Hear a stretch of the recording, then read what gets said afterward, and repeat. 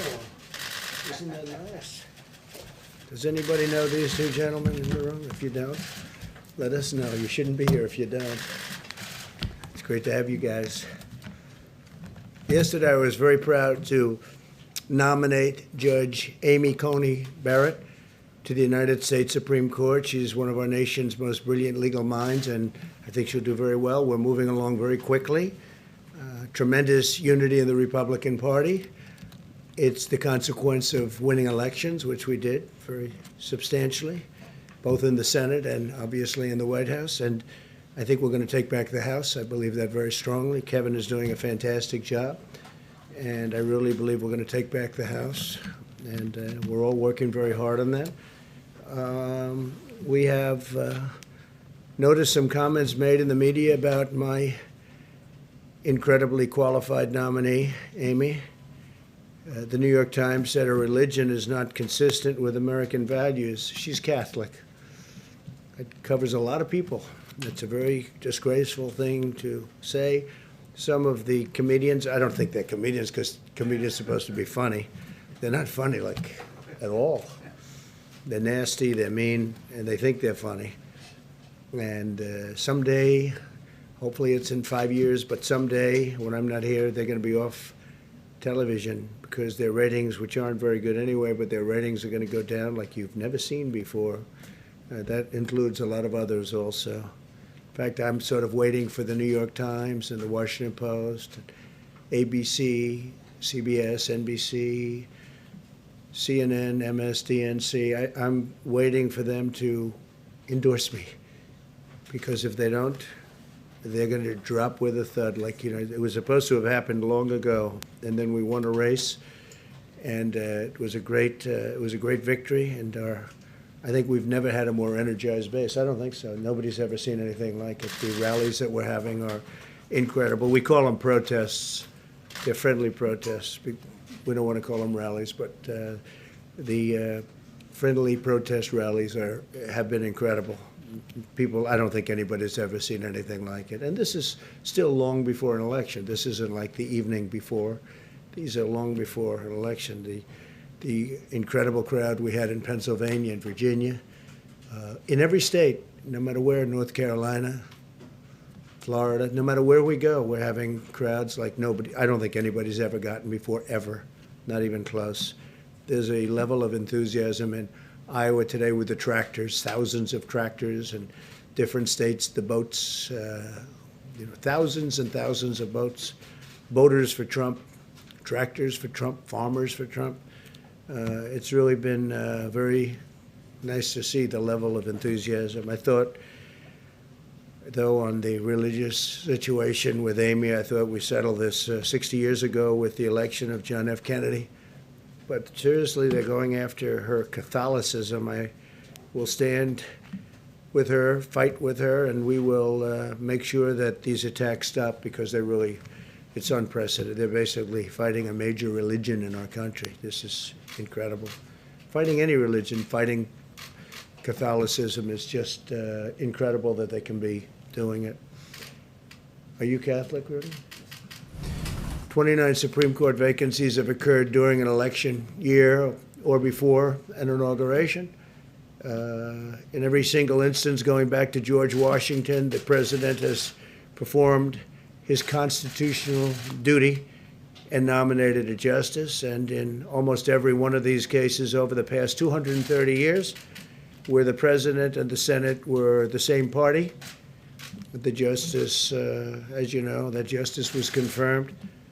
This is about 2 centuries, more than 2 centuries of precedent, and I think it'll continue. I think we're going to have, I think it's going to go quickly, actually, and again, I don't know if I've ever seen the Republican Party more unified. I think it was probably even more unified with the impeachment hoax, actually. When they did the impeachment hoax, I think that was, which really turned out to be a hoax, because now you look at what's happening with the FBI and Justice Department, if you look at all of those text messages, emails that were sent, we have been totally proven right. They spied in our campaign, and everybody knew it. Biden knew it, Obama knew it, everybody knew it. And the Lamestream media just, doesn't want to pick it up, although some have. I will say Catherine Herridge at CBS has done a fantastic job on it. We appreciate that. But this is a major scandal. This is a scandal the likes of which nobody's ever seen. This is actually the biggest political scandal in the history of our country. And with the exception of a few, I mean, they just don't want to write about it. You should write about that, Kelly, You should write about it. You should write about it. You should do something on CNN about it, because it's the biggest single scandal of our time, certainly the biggest political scandal perhaps in history. They spied on our campaign, and then they tried for a coup. That didn't work out too well. And it turned out that you read the text that came out over the last 3 days. It turned out that it was reversed. It was the DNC and the Democrats that were using Russia. And related or unrelated, Hunter Biden got $3.5 million from the wife of the mayor of Moscow. Why did he get $3.5 million? And then he got millions more than we thought from Ukraine, and he got millions more than we heard about from China. Hunter Biden, where's Hunter? So these are all questions that are very, very big on the internet. The biggest thing going on the internet is exactly this. And we're going to have to see how that all turns out. But it turned out that we were right. So we went through 2.5 years of ruining people's lives, like General Flynn and many others, ruining their lives. And it turned out to be just the opposite. It was the Democrats that were dealing with Russia and other things. So hopefully our Attorney General and others working on this very, very hard, very diligently it'll lead to something that will be very important for our nation. I think it's very important for our nation. It's one of the most important things. A central issue of the 2018 midterm elections was the Kavanaugh confirmation, and American voters punished the Democrats in the Senate. You saw what happened. We picked up 2 seats. Again, something that hasn't been reported on very much, but we picked up 2 seats for their treatment of Justice Kavanaugh and expanded our Senate majority to confirm Supreme Court justices, which was great. And now Democrats are really brazenly attacking Judge Barrett for, again, her faith, mostly is what I'm hearing, for her Catholic faith. And whether it's Dianne Feinstein or anybody else, I think they ought to treat religion with much more respect. I think it's a disgrace that they can do it. Biden and the Democrats are desperate to distract from the real issues, which is that their party has been taken over by socialists, extremists, and probably communists. I think it's beyond socialism. I think it's a step beyond, and could be many steps beyond if you take a look. And that if they win, they will nominate justices who will destroy the American way of life, the American dream. They will destroy the American dream. They'll destroy America. They'll destroy the United States of America. Your private right to own a firearm will be totally eliminated. Your guns will be confiscated. Your ability to live by your religious faith will be devastated. They'll abolish America's borders and give government health care to illegal aliens, which will destroy our healthcare system because so many people will pour into our country. That's a tremendous incentive. On voter fraud, as you know, hopefully there won't be a very big movement, because hopefully we're going to be able to win. I think we have the massive movement. I think we're going to have a tremendous victory. There won't be a transition, because I can't imagine we call a transition if we win. You know, they talk about, will there be a friendly transition? Of course there will, but we have a big problem, and you see it every day. You see it happening every day with ballots. We are gravely concerned about the Democrat assault on election integrity. In Brooklyn, 25% of mail-in ballots were ruled invalid in June's Democrat primary. You saw that. And a special election in New Jersey, 20% of the ballots were thrown out, and 4 people are now being prosecuted for fraud.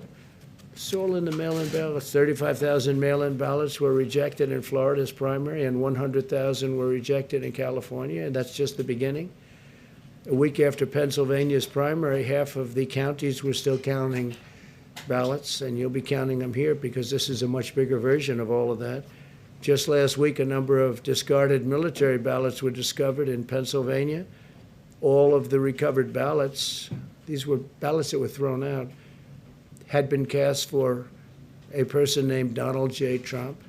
In Wisconsin, 3 trays of mail containing absentee ballots were found in a ditch. They were thrown in a ditch. 3 trays, that's a lot. In North Carolina, voters are reporting receiving 2 ballots in the mail. Many voters, I hear it's thousands, but they're getting 2 ballots. I wonder if those are Democrat areas, because the word is they are.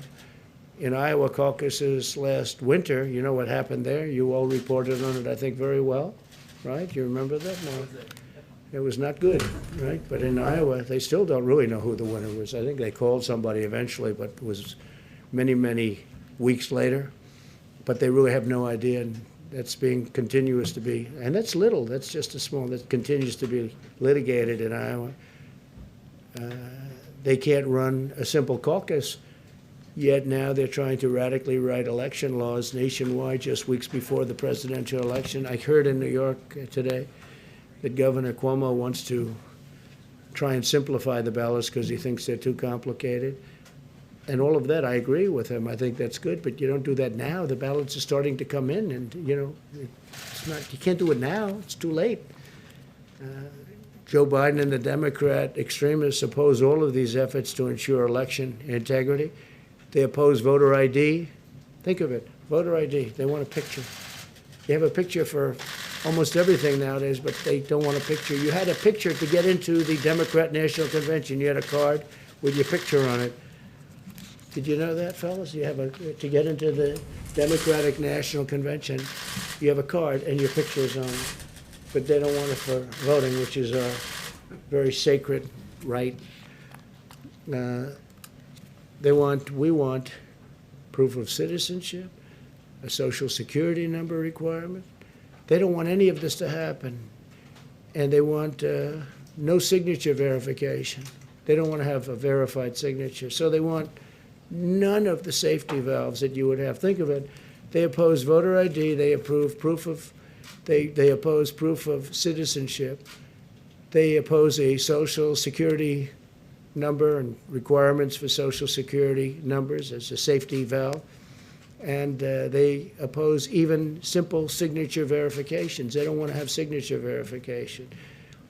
They want to require all states to do mail-in balloting, right? I call it unsolicited. Some people call it universal. I think universal doesn't make sense because nobody understands why universal. It's unsolicited. They want unsolicited mail-in ballot. In other words, just send these ballots to whoever you can think of. We had a case, I guess, in New Jersey you were reading to me where somebody was sent 2 ballots and they had slightly, one was had a hyphen in it, the name, and the other one had a K. And they got 2 names under it. So I wonder if that person was a Democrat, probably was. And mailing of millions of ballots to people who never asked for them. So millions of people are going to be getting ballots who never asked for the ballots. They don't want the ballots, or maybe they want them, maybe they don't. Nobody knows, really. This is really a recipe for chaos. So when you look at what happened in Iowa, and again, that was run by very smart people. It was a very limited election. It was very small numbers we're talking about doing that for the entire nation. And you could forget about November 3rd because you're going to be counting these things forever.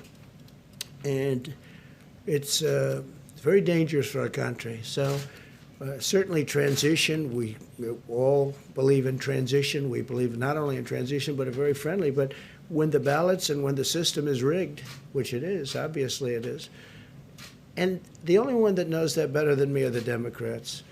And they go into closed rooms and they must laugh like hell at what's going on because these ballots are being found. And this is the beginning. I talk about it now at the rallies. All these people are watching. Eyes and ears, thousands and thousands, tens of thousands. But there's no justification for these extreme changes to the election law. And if you can go to the grocery store, you can have an ID with your picture on it to vote is so important. I mean, it's just so important. So a lot of things are going on. Very importantly, though, I think very, very, very importantly is when you do your reporting, I think you ought to report on the FBI scandal because it's one of the great scandals in the history of our country. And I think people want to hear about it. If you look at the internet, you'll see how people want to hear about it. And they all know about it. And it just makes the media look so bad. And there's so much reporting, I could go into it right now, but I'm not going to do that. But it would be a tremendous thing for the mainstream media to really start reporting. I think your ratings would go through the roof. I really do, because people really are tired of this fake stuff where you don't even talk about it. And the biggest scandal, certainly the biggest political scandal in the history of our country, by far, bigger than Watergate, much bigger than Watergate, and they try and avoid it as much as possible.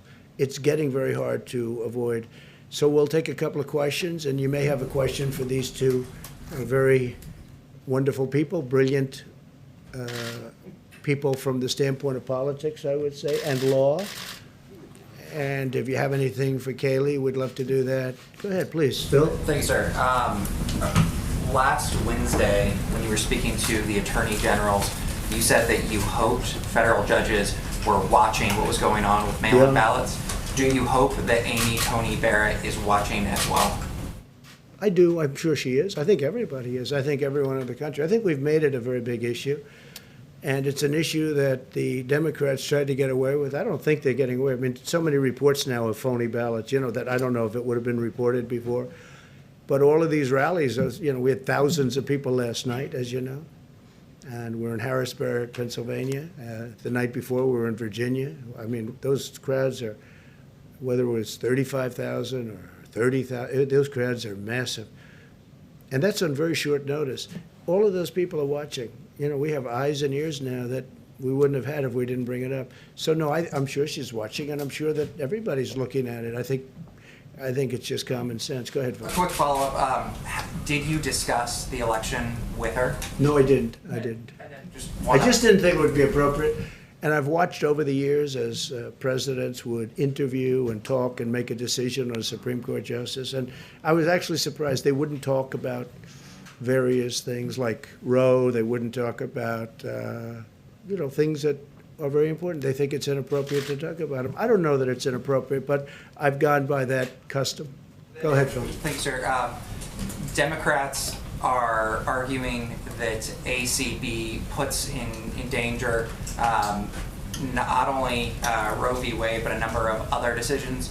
Do you think that they are correct? No, I don't know. I mean, we depend. I think she's going to rule on the law. I think she's going to be a great justice for many years to come. But I can't say. They also bring up health care. I mean, Obamacare is terrible. It doesn't work. We've made the best of it. We got rid of the individual mandate, which is great. We are going to protect people with pre-existing conditions 100%. But if we can end Obamacare and come up with a much better health care system that's much cheaper, and much better, which is what we'll do. On the other hand, if the court rules against, we will manage the system better. But don't forget, we've already essentially gotten rid of Obamacare because we got rid of the individual mandate, and it was all based on that. So we've done a tremendous amount because the individual mandate was the most unpopular aspect of Obamacare. You had to pay a lot of money for the privilege of not paying for bad health care. So that was a terrible thing for people. And what we will do is, if we are fortunate enough to get rid of the little remaining in Obamacare, and again, individual mandate, the way I view it, that's no longer Obamacare because that was the central point, and we won that. We've already won that, as you know. But by getting rid of that, it's different. It's a much different thing. The other thing we've done is managed. Here's the story. It's no good. It's too expensive. It's bad coverage. You don't get your doctor. You don't get your plan. All the things that President Obama said, you don't get. And Biden, too, by the way. If Biden I don't think he has any understanding of it. But you don't get your doctor. You don't get your plan. 28 times President Obama said, you get your doctor, you get your plan. It turned out to be a lie. So here's what we're doing. If we can terminate, we are going to have a much better plan.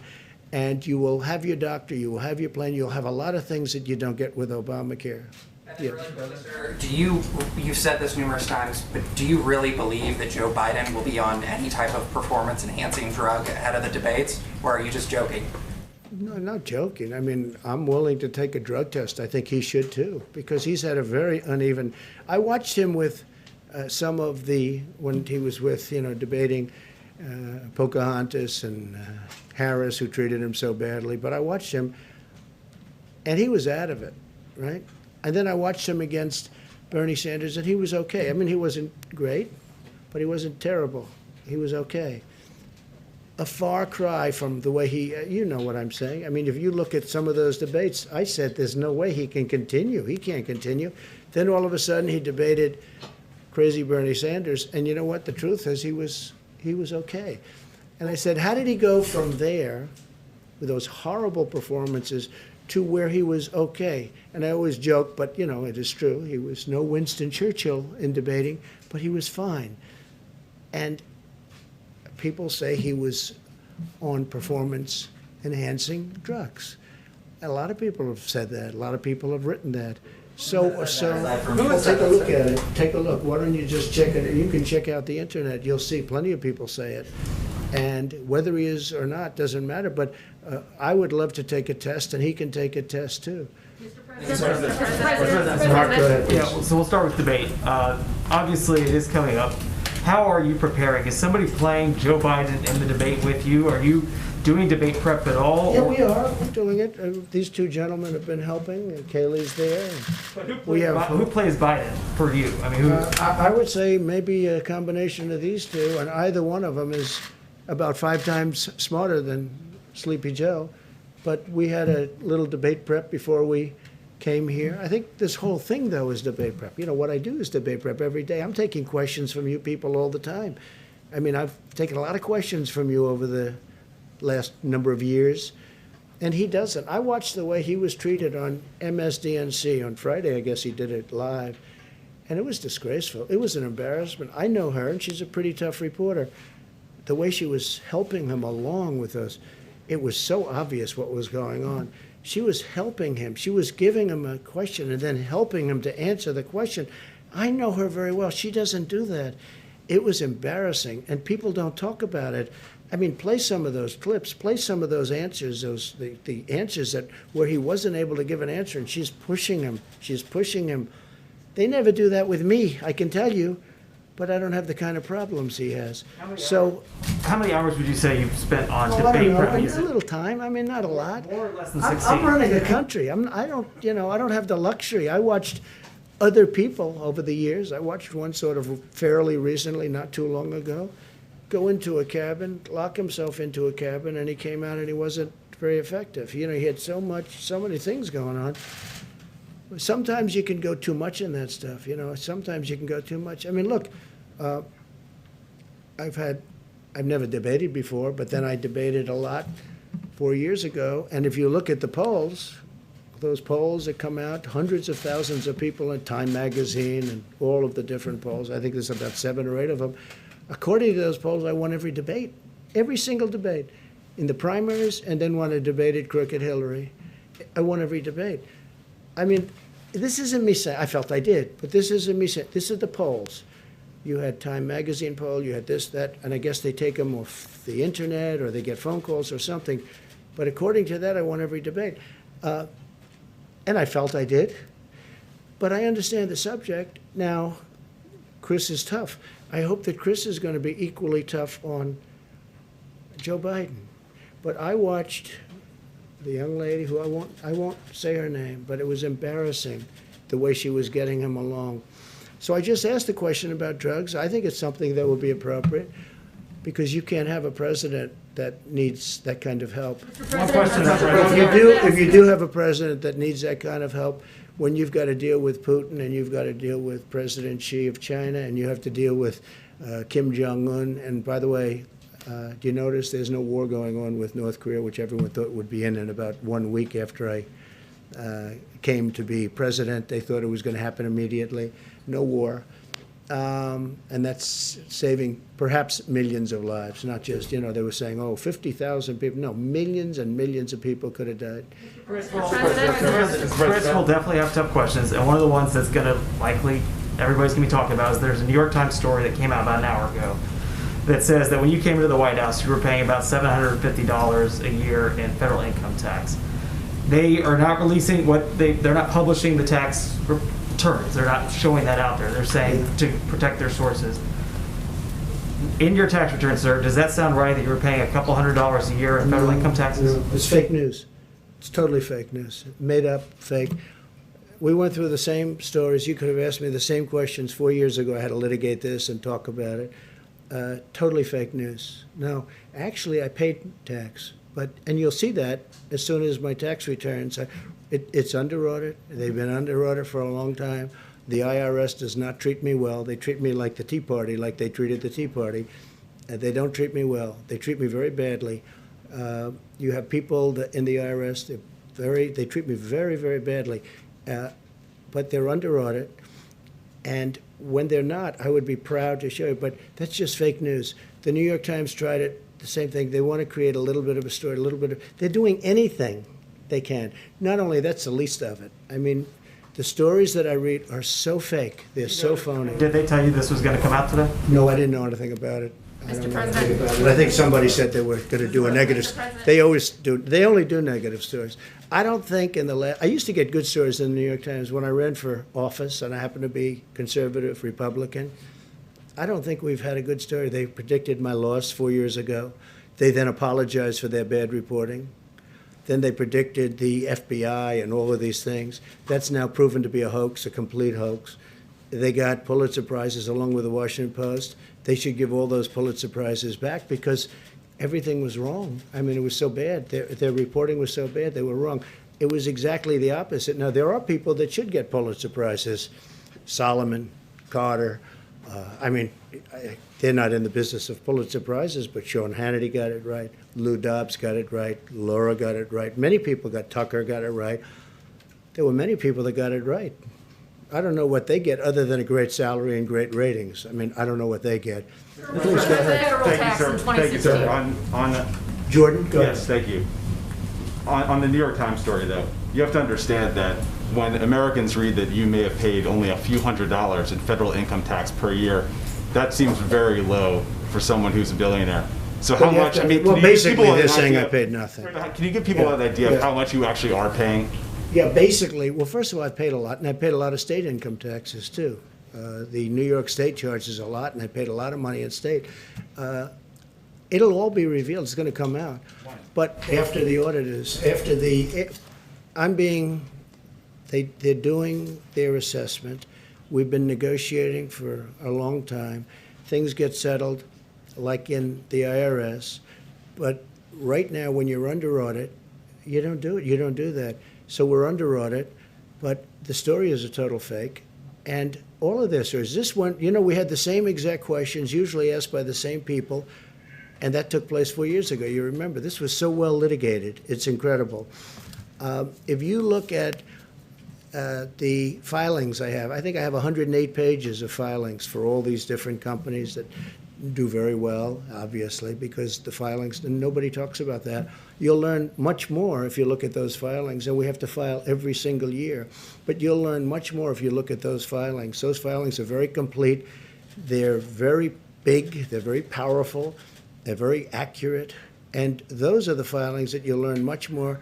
And when it's done, but when you're under audit, you just don't release them. And Sir, you can again, tell they us treat what me, your they federal treat tax me, was. Mr. they President, treat you me can very. tell us what you paid in federal tax, I didn't sir. call on you. I'm talking to him. You should be more respectful of this gentleman. You're very rude to him. But I will tell you that I look forward to releasing that. I look forward to releasing many things. I'm going to release many things, and people will be really shocked. But the New York Times has been doing fake story after fake story. I've never seen anything like it. And people understand it. And that's why the media has such a low approval rating now because of what they've done. It's really a shame. Yeah, go on the back. Yeah, thank you, Mr. President. Two questions. If you have any questions for these two Well, gentlemen. that's what I was going to ask, Good. both you and Governor Christie and Mayor Giuliani. Your two guests are practicing Catholics. You've talked about possible bias against Judge Barrett's religion. Only two Catholic bishops have come out to say the same thing you have. Is any effort being made by any of you to say, get the U.S. Conference of Catholic bishops, I think that, yeah. at least other leaders within the church. We're in the process of doing that. I think it's horrible what they're doing. I mean, they're playing the religious card, and it's frankly, you're talking about Catholics. It's a very major religion in our country. I don't know, Chris, do you have anything to say about it? It's obvious what they're doing. So, she'll be strong, she'll be tough, and she'll stand up for what she believes in. And she went through, just like I did 4 years ago in terms of litigation of different things. She went through it before and did very well. Rudy, what do you think? I think the article in the New York Times today reveals a very strong anti-Catholic bias. I mean, it says in the article that Catholicism and the American ethos can't be contradict each other. Well, let me ask What you is, about what is the American ethos? It's their version of it. That's a horrible thing to say. And then it says that Catholics have difficulty separating public and private morality. I don't have difficulty separating public and private morality. So what I see is the beginning of a really strong anti-Catholic attack. And having lived through the John Kennedy election, that article today reminded me of the things that used to be written before John Kennedy. Could a Catholic be loyal to the United States? Come on. Well, having said That's that, exactly what Feinstein raised when she made that awful remark to the judge. well, let me repeat my question again. Why are only 2 bishops within the church speaking out, and will you make an effort to get the U.S. Oh, I think Conference? they'll come out very strong. This is day one. I mean, we've just started this. This is absolutely day one. And, I mean, they're going to be coming out very strong. The Catholic Church is very well united on this. They are so thrilled that Amy was chosen. They are so thrilled. Oh, they'll be, again, it's been 24 hours, okay? So it's been a very short period of time. But they're going to come out very strong. Yeah, please, go ahead. OAM. Christina Bob from OAM, thank you for the briefing. You spoke earlier about some of the subjects that Joe Biden has been refusing to answer questions on, specifically Hunter Biden, his involvement with Russia, Ukraine, even China. Incredible. And then the Obamagate. And the press doesn't ask those questions. It's incredible. I'm wondering, the debate is coming up this week. Do you anticipate Joe Biden being held to task, and will he be able to answer those questions at the debate? I don't know. I mean, we're going to find out because a lot of things are going to come up in the debate. That may be one. I mean, the son didn't have a job. He had some big difficulties, and then all of a sudden he's making millions of dollars as soon as his father becomes vice president. No, I think that'll come up. I don't think Joe can answer it, frankly. I think there's only one reason he made all that money. And then you have to say, what about Joe's involvement? And why did Joe not give the $1 billion over to Ukraine, as an example, until such time as they let go of a prosecutor that was investigating the company that his son was involved with? I mean, there's some bad questions. I don't think they have answers. And if we had a media that was fair, even just reasonable, this would be the biggest story for years and years and years. Then you'd really be entitled to real Pulitzer Prizes, not the fake committee that gives you these fake awards. So, I mean, it's a really fair question, but it's hard to believe when you see the kind of money that he has made from China, from Russia, where the wife of the mayor of Moscow gives him $3.5 million, and nobody even has any question about it. Why did he get $3.5 million? I'll tell you why, because Joe Biden was in on it. Joe was in on it. There's no way that he wasn't. And uses Joe Biden's plane, Air Force Two, uses Joe, and they go to China, and then he comes back, and he never mentioned it to his father, that he just got $1.5 billion, and now it's turning out that it's much more money than that, Rudy. It's turned out to be much more money from China. They have a member of the Chinese Communist Party gave him a lot of money, and the press has no interest in these stories. It's just it's very disheartening for the people of our country. Please. Mr. President. If he tries to dodge the questions or doesn't address them head on, are you prepared with the facts and information to answer that for the American Well, I people? have all the information. It just came out. I mean, I didn't know about Moscow, $3.5 million from the mayor's wife. I didn't know about that. And he's a very influential, powerful man in Russia, as you know. And it wasn't me. I didn't have anything to do with Russia. That came out loud and clear. What also came out is they should have never gone into this fake Mueller investigation. And it also came out that the 31 phones that were wiped clean shouldn't have been wiped clean, and that's a criminal act. And Bloomberg likewise shouldn't be paying for prisoners to go in Florida and go and vote, because he's basically paying, which is totally illegal, going and paying prisoners. I hope he hasn't done it yet, but he's down in writing as doing it. This is what he wants to do so that he can ingratiate himself to the Democrats after they made him look like a total fool in the debate. I mean, what they did to him is incredible, and that he goes out and spends money, it shows you the problems that he's got. Mini Mike. But for him to go out and buy votes, because that's, I don't know, you're a very good lawyer. Are you allowed to go tell people that go vote, I'm going to pay off your Certainly tax? can't buy votes, that's for sure. Yeah, because that's what it is. I mean, it's a very serious charge. Yeah, please, go ahead. Mr. President, if the No, I election... didn't, I was talking to you, yeah. Thank you, Mr. President. You know that there has Hey, been... could you, we have a little more time. Yeah. Good, thank you. And there has been going on the military action in the Karabakh, Azerbaijan, and In where? The Azerbaijan, Yeah. the Karabakh, and the civilians are killed. And according to the officials from the Azerbaijan, they say the first shoot came from the Armenian. What's your comment on that? So we're looking at it very strongly. It just happened, and I know about it. I learned about it today and yesterday, and we're looking at it very strongly. We have a lot of good relationships in that area. We'll see if we can stop it. Okay? Thank you very much, everybody. Mr. President, in 10 of the previous 15 years before the 2016 elections, you played...